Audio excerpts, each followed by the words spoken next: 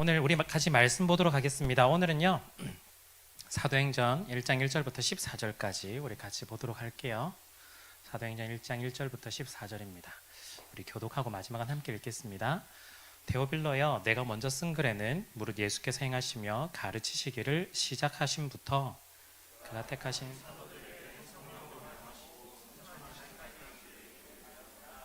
그가 고난 받으신 후에 또한 그들에게 확실한 많은 증거로 친히 살아계심을 나타내사 40일 동안 그들에게 보이시며 하나님 나라의 일을 말씀하시니라.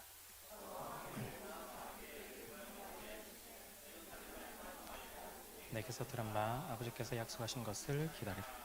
요한은 물로 세례를 베풀었으나 너희는 몇 날이 못 되어 성령으로 세례를 받으리라 하셨느니라. 그들이 모였을 때 예수께서 여쭈어 이르되 주께서 이스라엘 나라를 회복하심이 있더니까 하니 이르시되 때와 시기는 아버지께서 자기의 고난에 두셨으니 너희의 알 바 아니요 너희가 권능을 받고 예루살렘과 온 유대와 사마리아와 땅끝까지 이르러 내 증인이 되리라 하시니라. 이 말씀을 마치시고 그들이 보는데 올려져 가시니 구름이 그를 가리워 보이지 않게 하더라. 올라가실 때에 제자들이 자세히 하늘을 쳐다보고 있는데 흰 옷 입은 두 사람이 그들 곁에 서서 이르되 갈릴리 사람들아 어찌하여 서서 하늘을 쳐다보느냐. 너희 가운데서 하늘로 올려지신 이 예수는 하늘로 가심을 본 그대로 오시리라 하였느니라.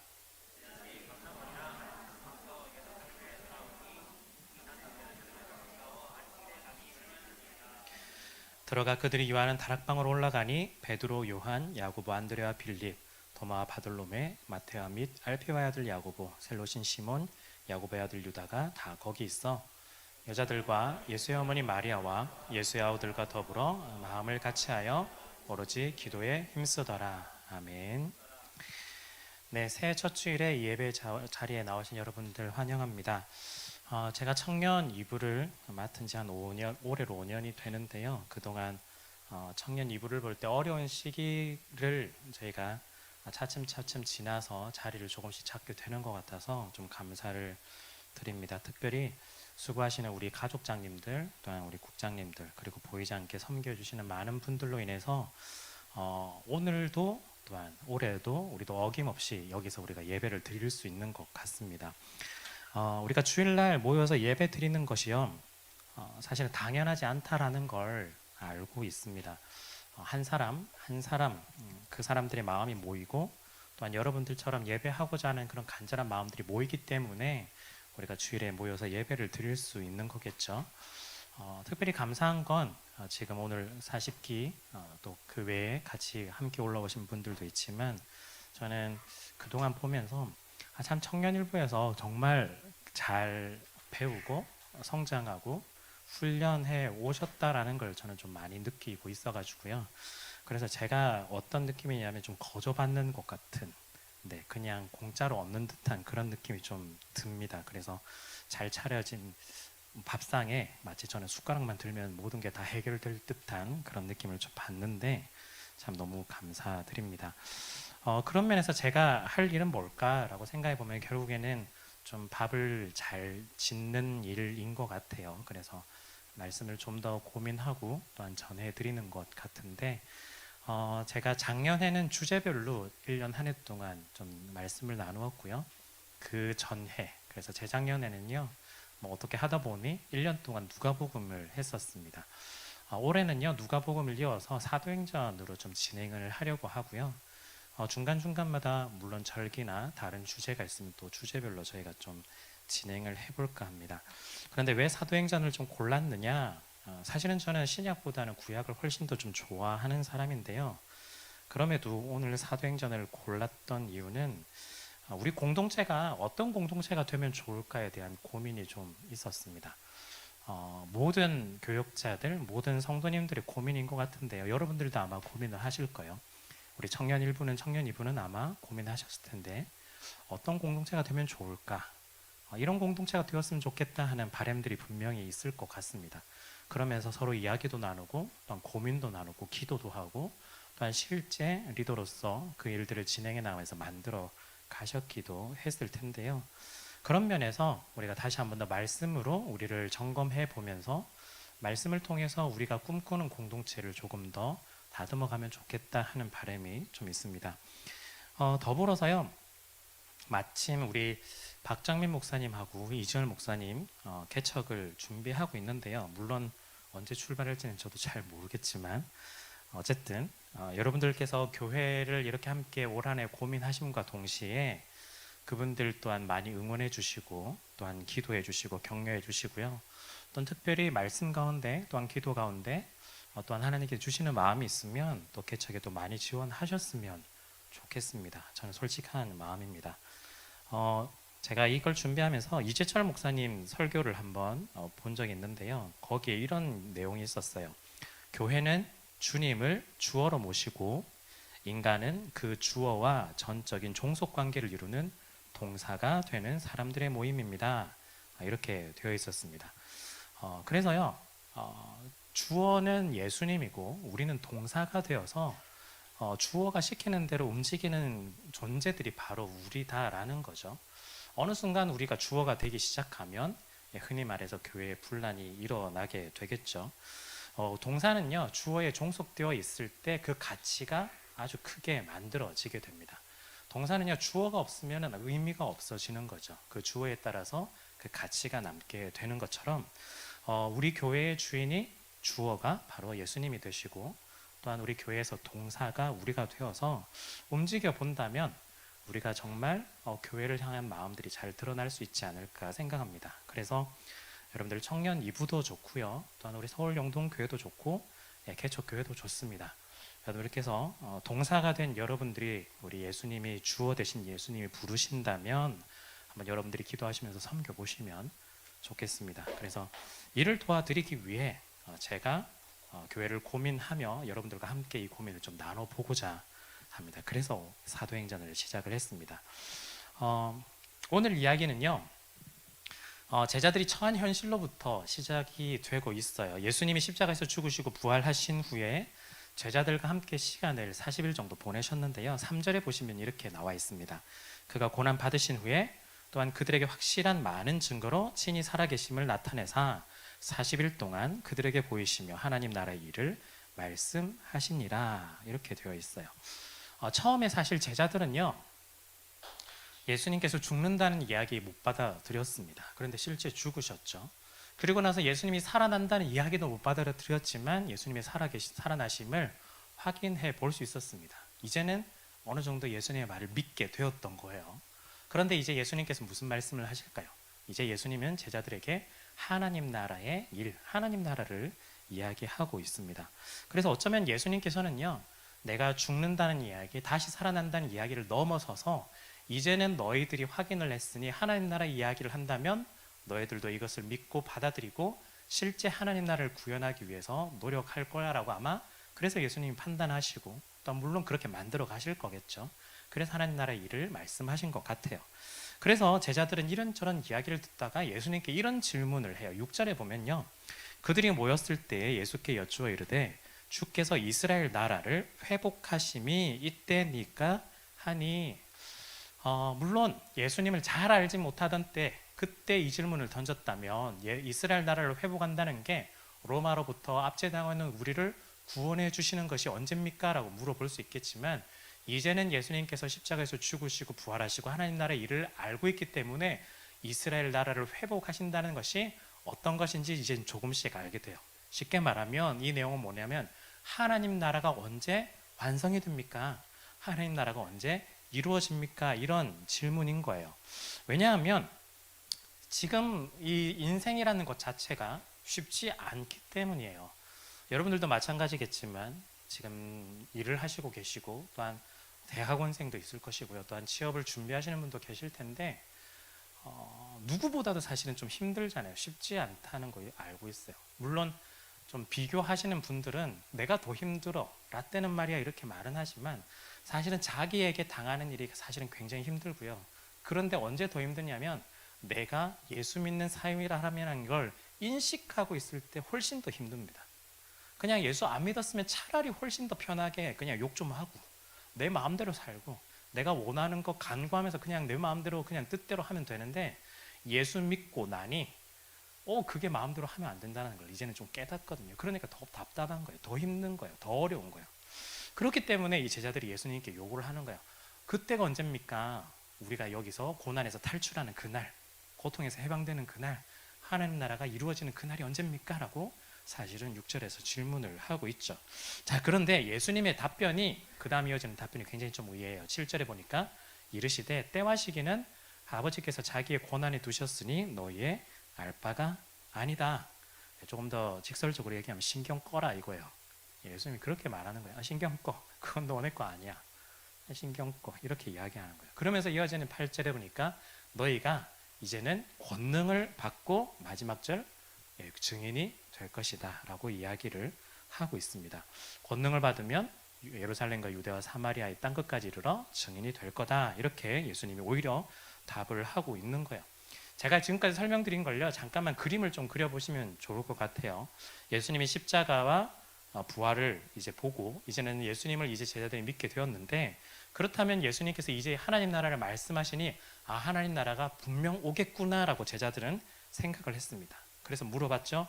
예수님이 말씀하신 하나님 나라가 언제 옵니까? 예수님께서 가지신 이 권능을 이용해서 권능으로 하나님 나라를 언제 불러올까요?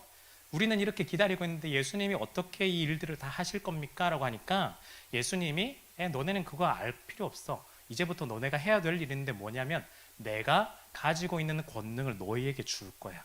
너희가 이 권능을 받게 되면 너희가 예루살렘과 온 유대와 사마리아와 땅끝까지 이르러서 증인이 되는 것. 쉽게 말하면 하나님 나라를 너희가 이제는 이루면 돼 라고 이야기를 하는 겁니다. 좀 더 설명을 드리면요, 제자들은 예수님께서 예수님의 권능으로 예수님이 모든 것들을 다 한다라고 생각했는데, 즉 자기들은 아무것도 하지 않는다라고 생각했어요. 그런데 예수님은 뭐라고 하냐면 아니야, 내가 하는 게 아니고 너네들이 할 거야 라고 지금 이야기하는 거예요. 근데 너네들이 하는데 그냥 하는 것이 아니라 내가 통치할 때 사용하는 그 권능을 너희에게도 줄 거니까 그 권능을 받아서 증인이 되는 것, 즉 하나님 나라를 이루어 가면 되라고 지금 이야기를 해주고 있습니다. 사실은 제자들 입장에서는 되게 당황스러운 거예요. 더 당황스러운 건 바로 뒤에 이어지는 이야기입니다. 그 말씀을 하고 나서 예수님이 뭐라고 하냐면 갑자기 하늘로 올라가세요. 그게 9절에서 11절인데요. 한번 보시면요, 이 말씀을 마치시고 그들이 보는데 올려져 가시니 구름이 가려 보이지 않게 하더라. 올라가실 때에 제자들이 자세히 하늘을 쳐다보고 있는데 흰 옷 입은 두 사람이 그들 곁에 서서 이르되 갈릴리 사람들아 어찌하여 서서 하늘을 쳐다보느냐. 너희 가운데서 하늘로 올려주신 이 예수는 하늘로 가심을 본 그대로 오시리라 하였느니라. 이 말씀을 좀 이렇게 보셔야 돼요. 제자들 입장에서는 지금 뭐냐면 우와 신기하다 이게 아니에요. 이거 뭐지? 약간 이거예요. 왜냐하면 앞에 맥락이 있는 거예요. 예수님께서 하나님 나라를 이루어 주셨으면 좋겠습니다. 그래서 빨리 이 어려움이 끝났으면 좋겠습니다 라고 하는데, 오히려 예수님은 아니야, 그건 언젠지 모르지만 너네가 나의 권능을 받아서 너네가 이 일을 해야 돼 라고 하는데 조금 당황스러운데, 심지어 예수님이 옆에 계시는 것이 아니라 이제 나 간다 하고 가는 거예요. 그래서 지금 승천 장면을 보고 제자들의 표정은 사실은 우와 신기하다 이게 아니라 이 뭐지? 약간 이거거든요. 사실은 지금 나보고 이걸 다 하라고? 약간 이거예요. 지금 분명히 예수님이 같이 계셔야만 예수님이 그동안 보여주신 기적도 보여주실 거고, 정말 우리가 할 수 없는 뛰어난 말씀도 해주실 거고, 그 과정 속에서 예수님 따라다니면서 우와 너무 좋다 하면서 예수님 좀 도와드리면 될 것 같은데, 그것이 아니라 예수님 완전히 사라져 버리고 심지어 예수님이 하시던 일을 우리 보고 제자들에게 하라고 하는 거예요. 그래서 제자들은 사실은 지금 굉장히 당황스러운 거예요. 오히려 그냥 때와 기한, 언제쯤까지 한다 그거라도 알고 있으면 그래 그때까지만 내가 조금만 신경 쓰면 되겠다 하겠지만 그것도 몰라요. 신경 끄라고 하는 거예요. 그 신경 끄는 시기가 언제? 지금도 우리에게도 동일하거든요. 아직 예수님이 오시지 않았잖아요. 지금 우리에게도 계속해서 이 일들이 이루어지고 있는 겁니다. 한마디로 이게 어떤 장면이냐면요, 제자들은요 예수님이 없는 현실에 지금 홀로 남겨진 거예요. 그래서 오늘 제목을 그렇게 지었어요. 세상에 홀로 남겨지다 이렇게 했습니다. 제자들은요 지금 예수님이 없는 세상에 지금 남겨진 거예요. 지금 사도행전 1장 이야기가 이거예요. 예수님이 없는 그 세상에 지금 남겨진 상태. 그런데요 굉장히 중요한 건 뭐냐면요, 이 상태를요 하나님이 원하셨다라는 거예요. 하나님이 원하신 그림이라는 거예요. 우리의 입장에서는요 굉장히 답답하고 이해할 수 없는 상황이거든요. 현실이 굉장히 괴롭고 힘들고 어려움 많고 쉽게 말하면 신앙생활 좀 잘 해보고자 하는데 예수님 떠나가신 거예요. 예수님 이제 손 붙잡고 열심히 다니면 되겠다라고 생각했는데 예수님 이제부터 너 할 수 있어 화이팅 하고 그냥 가신 거예요. 지금 그 상황입니다. 굉장히 홀로 남겨져 있는 거죠.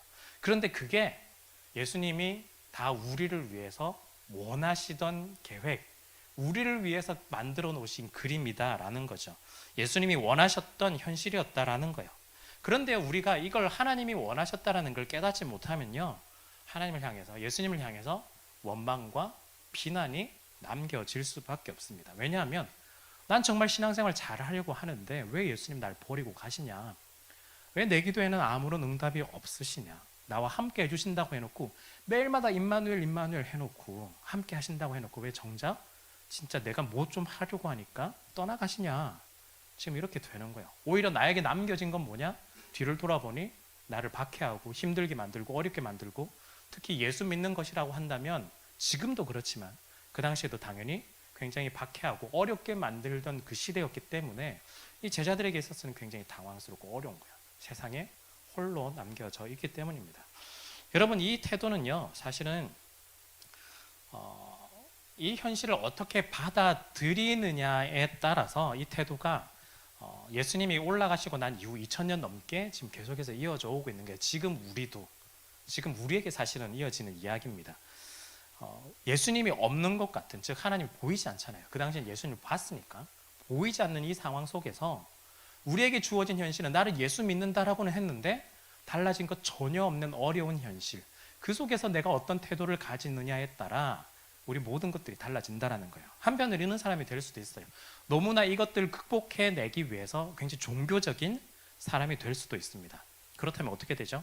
현실을 제대로 바라보지 못하기 때문에 현실 인식을 하지 못하고 현실과 완전히 동떨어진 종교적인 사람으로 남아 버릴지도 모르겠습니다. 때로는요, 이런 케이스도 있겠죠. 오히려 종교적인 것과 세상의 것과 그걸 양다리를 걸쳐서 살아가는 사람도 있을 거예요. 여기 교회 왔을 때는 그리스도인으로 살아갈 거고요, 교회가 아니라 세상에 가서는, 여러분들이 취업하는 직장에서는, 학교에서는, 뭐 어떤 가정에서는 굉장히 세속적인 사람으로 또한 살아갈지도 모르겠습니다. 어쩌면 우리에게 있어서 저도 마찬가지라 이 부분이 제일 많을지도 몰라요. 교회에 있기 때문에 교인 같은 느낌, 교회를 떠나고 나서는 교인이 아니라 그 속의 공동체에, 그 조직에 아주 잘 적응 잘하는, 그런데 예수와는 아무런 상관없는 그런 모습으로 우리가 살아갈지도 모르겠습니다. 또 한편으로는 예수님이 승천해서 완전히 사라져 버렸다라고 해서 완전히 세상에 있는 것들 그 가운데서는 예수님이 없어, 그러면서 이 신앙 모든 것들을 다 버려버리고 떠나버린 케이스도 아마 있을 수도 있습니다. 즉 이 말은요, 우리가 이 현실을 인식하고 어떻게 받아들이냐에 따라서 우리의 삶의 태도가 완전히 달라진다는 거예요. 지금 사도행전이요, 그 이야기를 사실은 시작하고 있습니다. 우리는 생각하기에 그냥 성경 받고 전도하고 복음 전하고 이게 전부라고 생각하는데 그 이야기가 아니에요, 사실은. 왜냐하면 그걸 좀 이따가 좀 말씀을 드릴 텐데, 우리에게 지금 이 현실 인식을 제대로 하지 못하면 완전히 종교적인 사람이 되거나 세속적인 사람으로 빠지기 때문에 균형점을 찾지 못하고 우리가 그 균형 안에서 흔들려서 우리가 온전히 하나님을 바라보지 못하고 다른 길로 갈 가능성이 굉장히 높기 때문입니다. 우리는요, 예수님이 승천하신 이 현실, 지금 이 땅에 예수님이 없다는 현실, 이 현실을요, 하나님이 우리를 버린 현실이 아니라 오히려 하나님께서 우리에게 요청하고 있다라는, 요구하고 있다라는 현실이라는 걸 우리가 기억을 해야 되고요. 그리고 우리가 이 땅 가운데서 살아가고 있다는 걸 잘 인식하면서 받아들일 필요가 있습니다. 이해하고 직시하고 마주칠 때 그리고 우리가 어떤 존재인지 알 때 이 세상을 제대로 살아갈 수 있다는 거예요. 그래서 이 제자들은 어떻게 할까요? 이제 이 현실 가운데서, 예수님이 없는 현실 가운데서 어떤 태도를 취할까요? 가장 중요한 건요, 제자들이 기도를 하기 시작한다는 거예요. 우리 12절에서 14절에 보시면요, 제자들이 감람원이라 하는 산으로부터 승천하신 곳이죠. 예루살렘으로 돌아왔는데 들어가 그들이 유하는 다락방으로 올라가니, 흔히 말하는 마가의 다락방입니다. 그리고 마지막 절 14절에 마음을 같이하여 오로지 기도에 힘쓰더라. 지금 제자들이 뭘 하기 시작했냐면 예수님이 없는 그 현실 가운데서 기도를 하기 시작합니다. 저 기도가 뭘까? 기도는 현실 인식이에요. 현실 인식. 즉 약속, 하나님의 약속을 우리 가운데 주셨죠. 제자들에게 주셨어요. 어떤 약속을 주셨을까요? 너희가 성령을 받고 권능을 받으면 예루살렘과 온 유대와 사마리아 땅끝까지 이르러 나의 증인이 될 것이라는 그 약속을 주셨는데, 약속을 받아놓고 어떻게 해야 될까? 예수님도 없는데, 예수님 직접 가르쳐 주시는 것도 아닌데 어떻게 해야 될까요? 결국 기도를 통해서 현실 인식을 하고 또한 준비되는 과정들이 필요하다라는 거죠.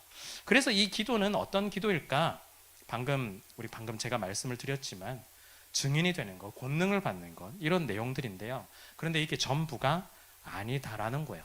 성령을 받고 권능을 받고 증인이 되는 것, 그 배경 사이에 깔려 있는 건요, 뭐가 있냐면 예수님의 십자가 부활이 여기에 깔려져 있습니다. 즉 예수님이요, 이 제자들에게 너희가 성령을 받고 권능을 받아서 세상의 증인이 되는 것, 이건요 예수님이 죽으시고 부활하기 이전에는 없던 명령이었어요. 이제 새롭게 주어진 명령이라는 거예요. 새롭게 주어진 명령. 무슨 말이냐면 예수님, 그전에는 예수님과 함께 했었기 때문에 예수님이 하셨던 걸 앞으로 할 걸 계속해서 제자들에게 보여줬지만, 이제는 예수님이 승천하시고 없어지는 그 상황에서 제자들에게 그 예수님이 하셨던 그 일들 그대로 지금 요청하시고 요구하신다라는 거예요. 부활 후에 예수님이 받으신 권능을 제자들에게 주신다라는 거죠. 즉 조금 더 쉽게 말하면요, 예수님이 부활 이후에 이런 이야기를 하신다라는 건, 부활은 죽어야만 가능한 일이고 죽었다가 다시 삶으로 통해서 예수님이 지금까지 하시지 않았던 일들을 새롭게 이제 시작하시는 것이고, 그 말은 우리도 동일하게 죽었다가 다시 살아남을 통해서 우리가 그전까지 하지 않았던 행동을 이제는 새롭게 하게 된다라는 뜻입니다. 더 쉽게 말하면요, 제가 되게 어려울 것 같아서 더 쉽게 말하면, 우리가 예수 믿기 전에는 내가 세상의 방식으로 살아가고 내 마음대로 살아가던 것에서 이제는 예수를 믿고 나면 하나님의 방식으로 살아가고 하나님의 자녀로 살아가고 하나님의 백성으로 살아가는 것과 사실은 이 말씀이 일치하다라는 거예요. 지금 예수님이 주신 이 명령은요, 부활을 통해서 이루어진 그 권능을 주시면서 하시는 말씀인데, 이전까지 없던 것들, 그 명령을 새롭게 하시면서 우리도 새로운 인생으로 하나님의 이 명령들을 잘 수행해야 된다라는 걸 지금 기도 속에 담고 있고 이야기를 하고 있다라는 겁니다. 그렇기 때문에요, 우리가 이 땅의 현실을 인식하고는 살아가지만 우리는 어떤 존재냐면, 사실은 이 땅에 그대로 속해 있는 존재가 아니라 죽었다가 다시 태어난 부활한 존재들로서 하나님의 백성, 하나님의 자녀로서 구별되어서 이 땅을 살아가게 되는 겁니다. 제가 맥락이 굉장히 길었지만 너무 어려워서 사실 네, 죄송합니다. 어떤 맥락이냐면요, 우리가 이 세상에 여전히 살아가지만 이 세상 사람들이 아니다라는 거예요. 현실을 살아가지만 이 현실 사람이 아니라는 거예요. 그게 핵심입니다. 네. 그럼 어떤 사람이냐? 우리는 새로 태어난 사람들이에요. 세상을 살아가고는 있지만 여기에 소속되어 있는 사람들이 아니라 하나님 나라에 소속되어 있는 사람, 신분 자체가 달라 있는 사람들이라는 거예요. 존재 자체가 다르다라는 거예요. 그렇기 때문에 우리가 기도를 하는 거예요. 그냥 하나님 이거 주십시오, 저거 주십시오. 왜? 이 땅 가운데서 내가 얻고자 하는 걸 얻기 위해서 아니라는 거예요. 사실은 아무런 의미가 없어요. 어차피 이 땅에서 사라질 것들이기 때문에.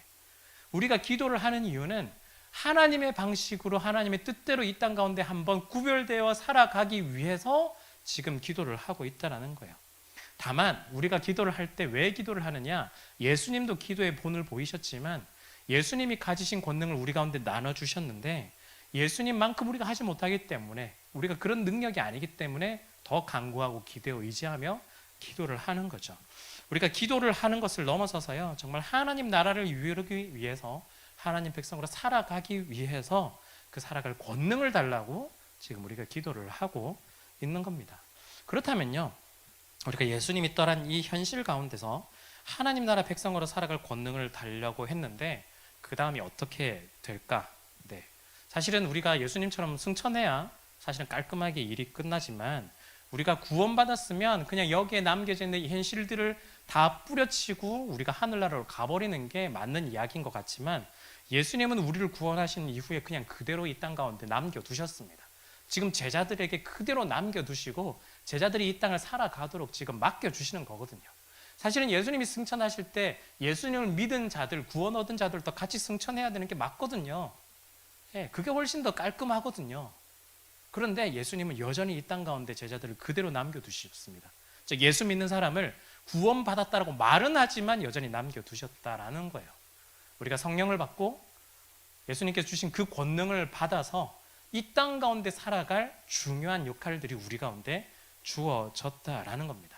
그게 오늘 본문에서는 증인이 된다 이 말 하고 있는데요. 증인이 된다, 쉽게 말하면 뭐 전도한다 이 말일 겁니다. 굉장히 중요한 말이겠죠. 모든 사람을 예수 믿게 하는 거예요. 예수 믿게 하는 거예요. 그런데 성경을 좀 더 종합적으로 해서 살펴본다면요, 예수를 믿어라, 믿으세요가 아니라 사실은 예수님이 십자가 안에서 모든 구원을 그냥 다 끝을 내셨어요. 끝을 내셨습니다. 그냥 우리는 소식만 전할 뿐이에요. 우리가 믿어라고 전한다고 해서 그 사람이 우리 말을 듣고 믿나요? 그게 아니에요. 우리는 그냥 복음을 전할 뿐, 도구가 될 뿐, 그 복음을 인해서 그 사람의 영혼이 다시 한번 깨어날 뿐이지 우리가 그 사람의 영혼을 새롭게 만들고 할 능력은 전혀 없어요. 그냥 전할 뿐이죠. 그래서 오히려 성경은요, 복음을 전한다라고 말할 때 예수 믿어라라고 말하는 부분도 분명 바울을 통해서, 베드로를 통해서 굉장히 강조되고 있지만 사실은 우리가 놓치고 있는 게 뭐냐면 우리가 이 현실 가운데서 그리스도인으로서 어떻게 살아가는지, 그것이 진정한 복음이라는 걸 우리가 자주 놓치고 있다라는 거예요. 즉 사람들을 붙잡고요, 예수 믿으라 한다고 해서 복음이 전해지고 하나님을 믿는 것, 그 행위의 유일한 것이라면 구약에서부터 살펴본다면요, 아브라함이 언제 사람들을 붙잡고 하나님 믿으라고 한 적이 있을까요? 한 번도 없습니다. 아브라함은 어떻게 살았을까요? 그냥 하나님을 믿은 그대로 자기 삶을 살아갔을 뿐이에요. 하나님 굉장히 좋아하셨어요. 그 이후에 이삭, 야곱, 요셉 다 어떻게 했을까요? 하나님 믿으라고 했을까요? 전혀 그런 얘기 없어요. 예. 그러니까 당시에는 그런 신앙 자체가 아니기 때문에 이런 질문을 해볼 수 있겠지만, 유일신이라면 다른 신들은 아무것도 없고 오직 하나님만 맞다면 그 사람들을 만날 때도 하나님만 믿으라고 분명히 얘기할 수 있을 거예요. 그런데 그게 목적이 아니라 자신이 언제든지 하나님의 백성으로서, 하나님의 자녀로서, 하나님에서 구원받은 자로서 살아가는 그 삶의 자세가 사실은 복음을 전하는 가장 중요한 핵심이었다라는 겁니다. 여러분, 다윗도 그렇죠. 바벨론 생각해 보시죠. 바벨론이래. 다니엘 생각해 보시죠. 다니엘이 바벨론과 페르시아에 있어서 자기가 왕을 직접 만날 수 있잖아요. 계속 만났어요. 엄청난 왕들을 만났어요. 어떻게 하나님 한번 믿으라고 얘기를 안 했을까? 그러니까 자기 혼자서 그냥 골방에 가서 기도하고 막 이랬어요. 그러니까 복음 전도라는 게, 우리가 증인이 된다라고 하는 게 그냥 아무것도 없는데 우리는 막 살아가다가 그냥 교회 한번 와볼래, 이게 아니라는 거예요.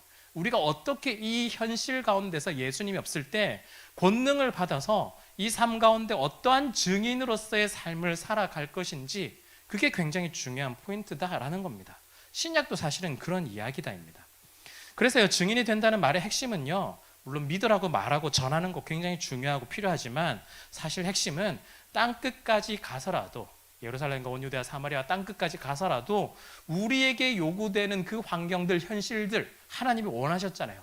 이 현실들 가운데서 살아내는 거예요. 살아내는 거. 어떻게 살아낼까요? 내가 믿은 그대로 살아내는 거. 내가 믿은 그대로 살아내는 거예요. 부활한 사람은, 부활한 생명을 가진 사람은 어떻게 세상 사람들과 좀 다를까? 예수 믿는다는 사람들은 어떻게 현실 가운데서 현실을 어떻게 이해하고 어떤 삶을 살아내고 있을까? 이 사람들은 무엇을 목적으로 삶을 살아낼까? 사람들이 궁금하게 만들어야 돼요. 궁금하게 만들어야 돼요. 여러분 어떠세요? 물론 저도 자신은 없지만 여러분 어떠신가요? 여러분들의 삶을 통해서 주변의 사람들이 여러분들의 삶을 굉장히 궁금하게 만드시나요? 너무 티내게 저 예수 믿어요 막 이거 말고요. 네, 전혀 궁금하지 않아요. 그러면 네. 저 사람 뭔데 이렇게 힘든 상황에서도 웃지? 네, 좀 아픈가? 일단 궁금하잖아요. 그런데 얘기해보면 아프지 않아. 괜찮아, 정상이야. 아주 잘 지내. 그리고 우리보다도 굉장히 건강해. 육체적으로, 정신적으로 모든 면에서 좀 독특하지 않을까요? 그런데 그게요, 여러분 느끼시겠지만 처음에는 그냥 예수 비난한다고 해도 모든 사람들은 자기 마음 가운데에 어떤 건강하고 괜찮아 보이고 하는 것들의 이상향들이 있어요. 바라고 원하는 것들이 있어요. 처음에는 비난하고 또한 뭐라고 하고 그렇게 이야기한다 할지라도 사실은 그걸 굉장히 갈망하고 있거든요. 결국에는 물어보게 돼요. 뭔데 이렇게 사냐? 물론 틱틱 대면서 물어보기도 하겠죠. 넌 뭔데 이렇게 뭘 믿고 이렇게 사냐라고 물어보기도 하겠지만 사실은 속마음에는 되게 부러운 거예요. 똑같이 사는 것 같은데 나는 불행한데 넌 왜 이렇게 되게 행복하냐? 그럼 대화해보면 결국 그거죠. 난 사실은 행복하지 않아. 나도 너무 힘들어. 그렇지만 나는 내 존재가 어떻게 살아가야 될지 목적이 뭔지를 알아. 네.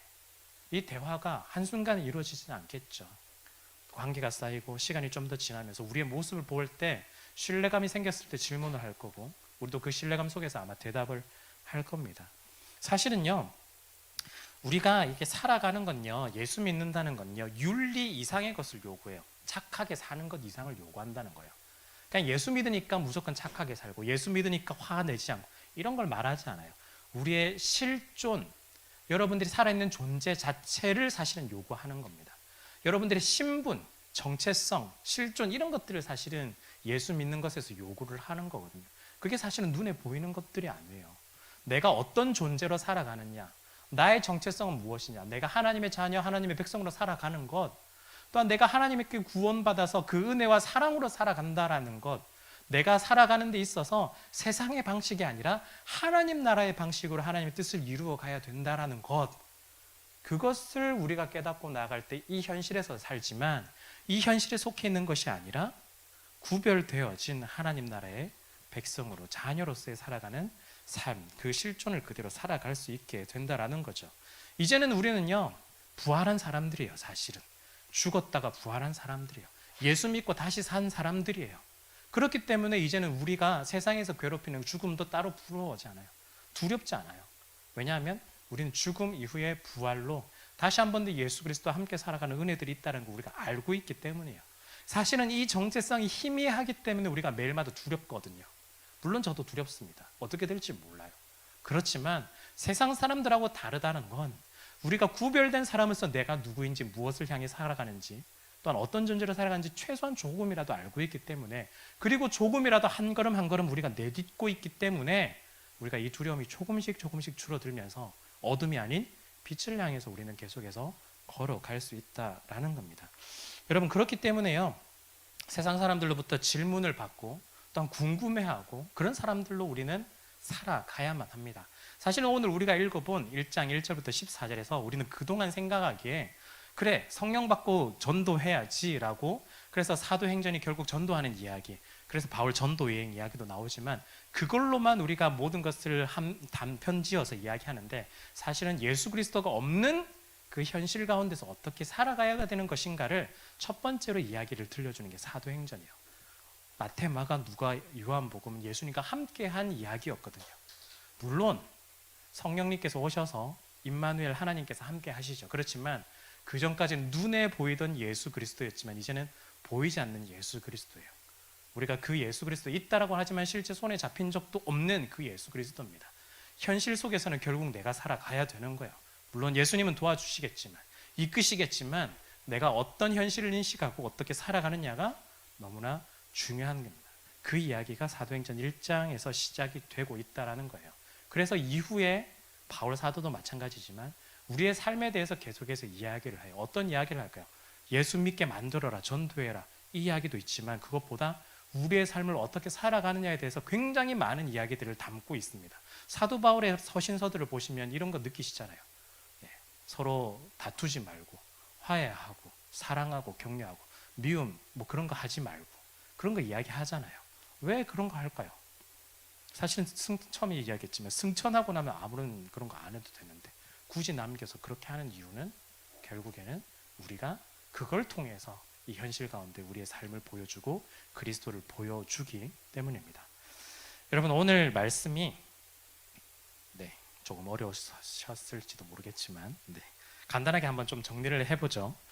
우리는 이 땅이란 현실을 살아가고 있습니다. 그러나 우리의 존재는요, 이 땅에 소속된 존재가 아니라 하나님 나라 백성, 하나님 나라 자녀입니다.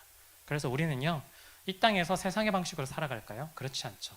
하나님 나라의 방식으로 우리는 살아가야만 합니다.